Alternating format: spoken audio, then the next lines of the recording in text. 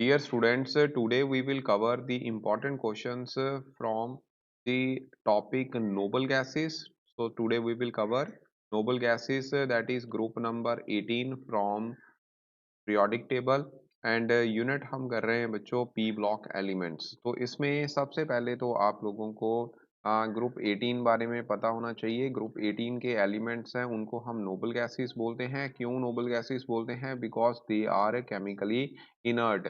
Okay, और इसमें जो एलिमेंट्स आते हैं वो कौन कौन से हैं? Helium, neon, argon, krypton, xenon and radon. ठीक है, एटॉमिक नंबर आप लोगों ने याद रखने हैं। 2 हीलियम का एटॉमिक नंबर होता है, 8 इसमें ऐड कर देने हैं, 10 बन गया। 8 इसमें ऐड कर दिए, 18 बन गया। 18 और ऐड कर दिए, 36 बन गया। 36 में आपने फिर 18 ऐड किया तो 54 बन गया। इसमें 32 ऐड किए तो 86 बन गया। ठीक है, तो मैजिक नंबर आपने ऐड किए और एटॉमिक नंबर आपके सामने है। और बच्चों जनरल इलेक्ट्रॉनिक कन्फिगरेशन इनकी क्या रहेगी? हीलियम को छोड़ के बाकी general electronic configuration NS2 NP6 रहती है। इट मीन्स वैलेंस में यहाँ पे 8 इलेक्ट्रॉन है, मतलब कि ऑक्टेट कंप्लीट है। इट मीन्स इनकी अगर हम बात करें आयोनाइजेशन इंथैल्पी की, वो भी ज़्यादा होगी।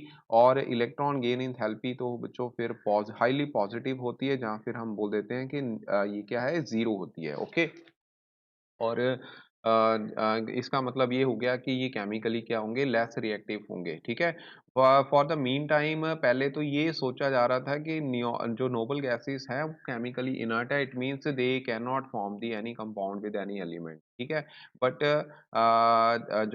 एनी एलिमेंट और एनी अदर मॉलिक्यूल। ठीक है, तो लेकिन बाद में एक पर्सन था जिसका नाम था एन बार्टलेट। ठीक है, उसको उसने कुछ रिएक्शंस किए किसके किसके बीच में? He was trying to do the reaction between oxygen and platinum hexafluoride. ठीक है, उसने नोटिस किया कि जो प्लेटिनम हेक्साफ्लोराइड है वो एक पावरफुल ऑक्सीडाइजिंग एजेंट है, जो कि मॉलिक्यूलर ऑक्सीजन के साथ रिएक्ट करने के बाद एक आयनिक कंपाउंड बना सकता है जिसका नाम है डाई ऑक्सीजिनाइल हेक्साफ्लोरोप्लैटिनम, जो आपके सामने यहाँ पे केमिकल रिएक्शन में दिया हुआ है। ठीक है, और उसके बाद इसका मतलब तो ये हुआ कि जो प्लैटिनम हेक्साफ्लोराइड है ये ऑक्सीडाइज कर रहा है ऑक्सीजन को O2 1 पॉजिटिव में। ठीक है, तो उसके बाद ऑक्सीजन की जो प्रॉपर्टीज थी जीनॉन के साथ जो सिमिलरिटीज थी उसको एग्जामिन किया गया। उसने देखा कि जो फर्स्ट आयोनाइजेशन इंथैल्पी है जीनॉन की, ऑक्सीजन के साथ उसकी मैच करती थी। यहाँ पे देखिए 1170 किलो जूल पर मोल है, ये 1166 किलो जूल पर मोल है। इट मीन्स जितनी एनर्जी ऑक्सीजन को वहाँ पे ऑक्सीडाइज यानी कि आयनाइज होने के लिए चाहिए, उतनी एनर्जी जीनॉन को भी वहाँ पे सेम एनर्जी रिक्वायर्ड है। ठीक है, सिमिलरली इनका मॉलिक्यूलर डायमीटर जो ऑक्सीजन का है और एटॉमिक रेडियस जीनॉन का है वो that was quite similar, around 4 angstrom. ठीक है, तो यहाँ से बार्टलेट ने बोला कि we can do the reactions with xenon and platinum hexafluoride, जैसे कि यहाँ पे प्लेटिनम हेक्साफ्लोराइड फ्लोराइड है ऑक्सीजन के साथ रिएक्ट करके ये कंपाउंड बना रहा है। सिमिलरली वो जीनॉन के साथ भी बना सकता है। ठीक है, तो यहाँ से फिर ज़ीनॉन के जो कंपाउंड्स हैं वो जो वहाँ से आए, सामने आए। तो ज़ीनॉन एक्चुअल में आपको पता है इसकी इसमें वैलेंस के 8 इलेक्ट्रॉन ही रहेंगे। इसकी जो इलेक्ट्रॉनिक कॉन्फ़िगरेशन रहती है वो आप लोगों को पता होनी चाहिए। इलेक्ट्रॉनिक कॉन्फ़िगरेशन ज़ीनॉन की है 5s2। ठीक है, मैं सीधा लिख देता हूँ यहाँ पे 5s2 4d10 okay and 5p6। ठीक है, एंड 5d ऑर्बिटल जो है एम्प्टी है यहाँ पे। ठीक है, मतलब 5d ऑर्बिटल्स आर अवेलेबल। तो वैलेंस में कितने इलेक्ट्रॉन आ गए? ये वैलेंस में इलेक्ट्रॉन 8 आ गए, फिफ्थ शेल है। ओके जी, तो इसका मतलब ये कंपाउंड बना सकता है, लेकिन कंपाउंड बनाने की भी बच्चों यहाँ पे शर्त है कि xenon can only form the compounds with the highly electronegative elements. तो जो हाईली इलेक्ट्रोनेगेटिव एलिमेंट हैं पीरियोडिक टेबल में वो तो आपको पता ही है, फ्लोरीन, ऑक्सीजन एंड नाइट्रोजन है। नाइट्रोजन को छोड़ दो तो ज़ीनॉन जो है वो फ्लोरीन और ऑक्सीजन के साथ कंपाउंड बना सकता है। ठीक है, अब कंपाउंड बनाएगा कैसे, क्या किस तरीके के कंपाउंड बनेंगे उसके बारे में भी आप लोगों को पता होना चाहिए। ज़ीनॉन कैसे कंपाउंड बनाता है बच्चों, क्योंकि ज़ीनॉन 1 2 3 4 5 6 7 8 इलेक्ट्रॉन है। अगर आप इसकी जो इलेक्ट्रॉनिक कॉन्फ़िगरेशन लिखते हो तो यहाँ पे कुछ इस तरीके से आपने बच्चों इसकी इलेक्ट्रॉनिक कॉन्फ़िगरेशन लिख देनी है, ठीक है। मेरे पास यहाँ पे स्पेस अब कम है, मैं यहाँ पे 5 इलेक्ट्रॉन छोटे ऑर्बिटल बना दिए, ठीक है। तो 5s2 5p कितने आ गए 6 1 2 3 4 5 6, ठीक है। अब जो 5d ऑर्बिटल है ये एम्प्टी है, तो इट मीन्स मान लो फ्लोरीन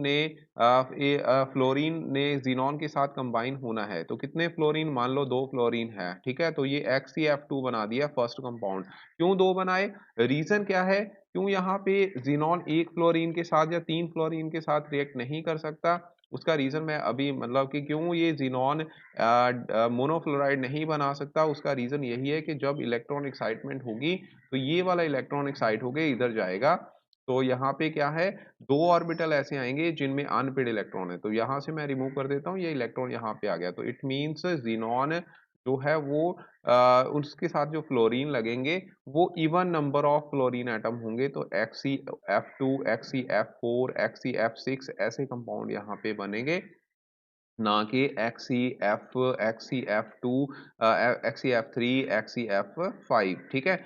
और ऑक्सीजन के साथ भी ये बच्चों कंपाउंड बना सकता है XeO3, सिमिलरली XeOF4 जो है, ऐसे कंपाउंड यहाँ पे बन सकते हैं, और इनकी आपको पेपर में हाइब्रिडाइजेशन एंड स्ट्रक्चर जो है पेपर में पूछी जाती है इन सभी की, और साथ में मेथड ऑफ प्रेपरेशन भी पूछ लेते हैं, तो ये आप फटाफट मेथड ऑफ प्रेपरेशन अभी यहाँ से देख लो, ठीक है। जीनॉन डाइफ्लोराइड कैसे बन रहा है, जीनॉन टेट्राफ्लोराइड कैसे बन रहा है, ठीक है, और हेक्साफ्लोराइड कैसे बन रहा है, ये फटाफट आपने रिएक्शन कर लेनी है, और कैसे जीनॉन O3 को भी आप प्रिपेयर कर सकते हो, जीनॉन मतलब जीनॉन ट्राई ऑक्साइड को कैसे प्रिपेयर कर सकते हैं, जीनॉन जो है ये XeOF4 कंपाउंड कैसे बनाया जा सकता है, ओके जी। तो सिमिलरली ये कुछ रिएक्शंस है, ये आप लोगों ने मेथड ऑफ प्रेपरेशन साथ में ही करने हैं, ठीक है। अब बारी आती है हाइब्रिडाइजेशन की, ठीक है। तो हाइब्रिडाइजेशन कैसे हम करते हैं, अभी मैंने XeF2 के बारे में आप लोगों को बता दिया।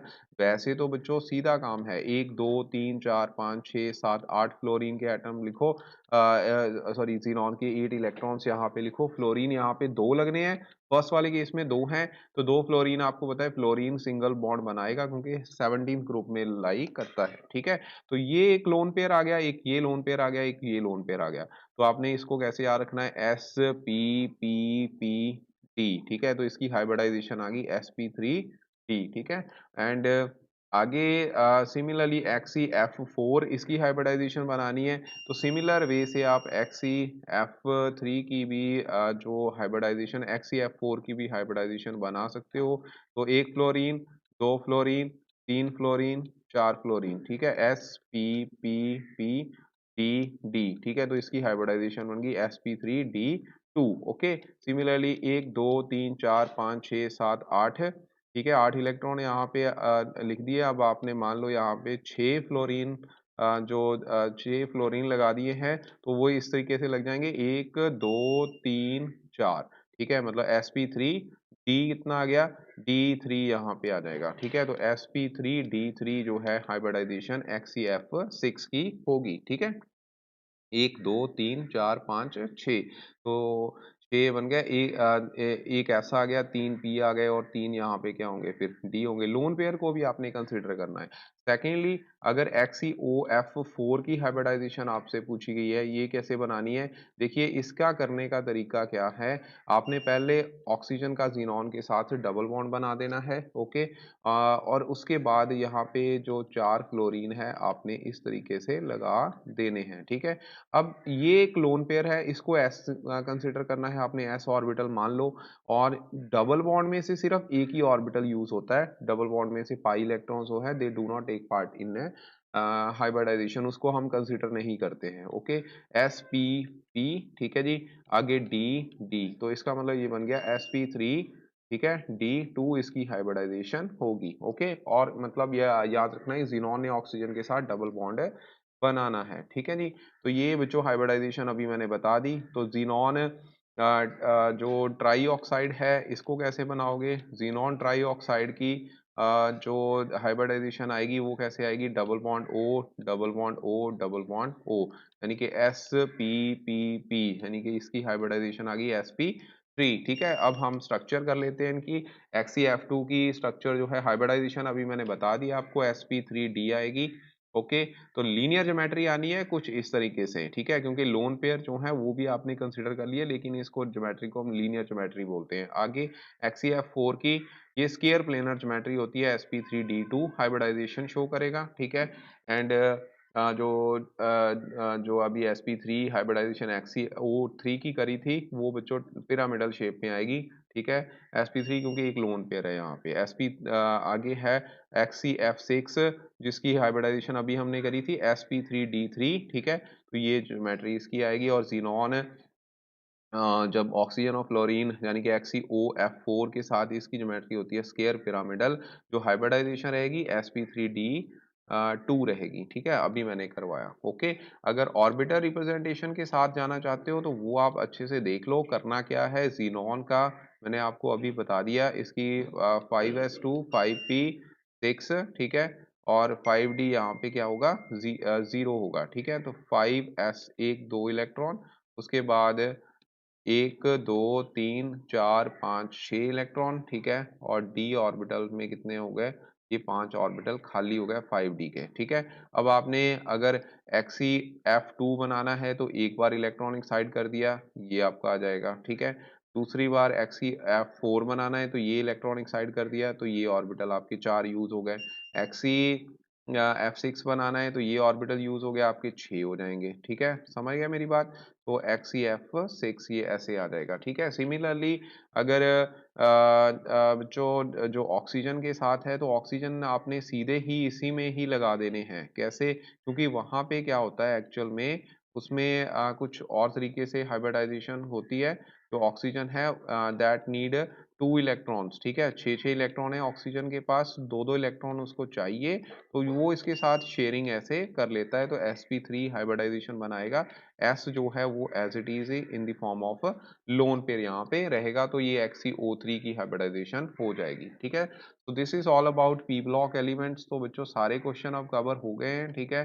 तो आपने अभी तक जो जो क्वेश्चन किए, ये हमारा नाइट्रोजन फैमिली था। मैं फटाफट आप लोगों को क्वेश्चन दिखा देता हूँ। ये सारे ऑक्सो एसिड्स, ठीक है। उसके बाद अनोमलस बिहेवियर था, ये क्वेश्चन भी इंपॉर्टेंट है।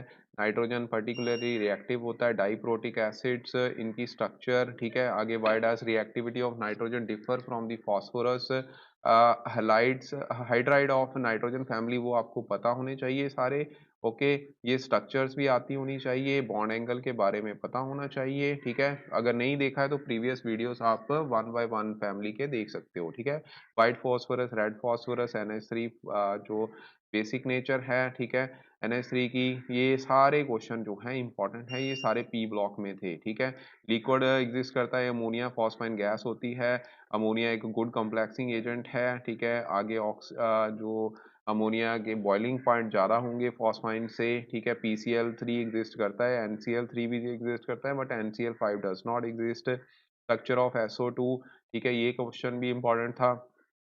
ये सारे मतलब मेरे कहने का मतलब है, मैं आपको सिर्फ ये दिखा रहा हूँ। अगर कोई दिक्कत है तो आप दोबारा वीडियो लेक्चर वहाँ से देख सकते हो। यहाँ से ऑक्सीजन फैमिली आ गई, ठीक है। ऑक्सीजन में ऑक्सीजन O2 एग्जिस्ट करता है, sulphur acid, boiling point of hydride, volatility, bond angle, ये सारे आपको क्वेश्चन आते होने चाहिए। एसिडिक नेचर, बॉइलिंग पॉइंट, ठीक है। OF6 जो है एग्जिस्ट नहीं करता, लेकिन SF6 एग्जिस्ट करता है। कंपेयर करनी है स्ट्रक्चर SO2 की SCO2 के साथ, ठीक है जी। उसके बाद H2S is a acidic, less acidic then H2TE। इसका रीजन क्या रहता है, ठीक है जी। ऑक्सीजन गैस एग्जिस्ट करती है, जो हमने किया था क्वेश्चन, ठीक है। हेक्साफ्लोराइड एक गैसियस इंसुलेटर की तरह काम करता है। रीजन क्या है, क्योंकि केमिकली इनर्ट होता है। उसके बाद ये सारे क्वेश्चन ऑक्सीजन फैमिली के हैं, ठीक है। पावरफुल ऑक्सीडाइजिंग एजेंट O3 है, ठीक है। कॉन्टैक्ट प्रोसेस, उसके बाद वाटर का बॉइलिंग पॉइंट H2S से ज़्यादा होता है। SO3 की स्ट्रक्चर, SF6 नोन है, HSS, ये लास्ट ईयर क्वेश्चन आया था पेपर में, ओके, MCQ के रूप में। और उसके बाद ये क्वेश्चन, उसके बाद हमने हेलोजन फैमिली करी थी, ठीक है। हेलोजन फैमिली के इलेक्ट्रॉन गेन इंथैल्पी के बारे में पढ़ा था। Anomalous behaviour, fluorine halogens coloured क्यों होते हैं, ठीक है, ये क्वेश्चन बहुत इंपॉर्टेंट है। उसके बाद ऑक्सीडेंट एग्जिस्ट करते हैं, ठीक है। इंटर हेलोजन कंपाउंड ज़्यादा रिएक्टिव होते हैं, ये क्वेश्चन भी हमने किया था। फटाफट मैं आपको ये क्वेश्चन अभी दिखा रहा हूँ, ठीक है। देखते जाइए। आज हमने नोबल गैसेस के बारे में कर लिया, ओके। तो this is all about the lecture from the P block elements. तो आपका पी ब्लॉक एलिमेंट जो है सारा कवर हुआ। अभी एक सेशन आएगा ट्रू फॉल्स का, ठीक है, उसके बाद फिर MCQ. Thank you very much.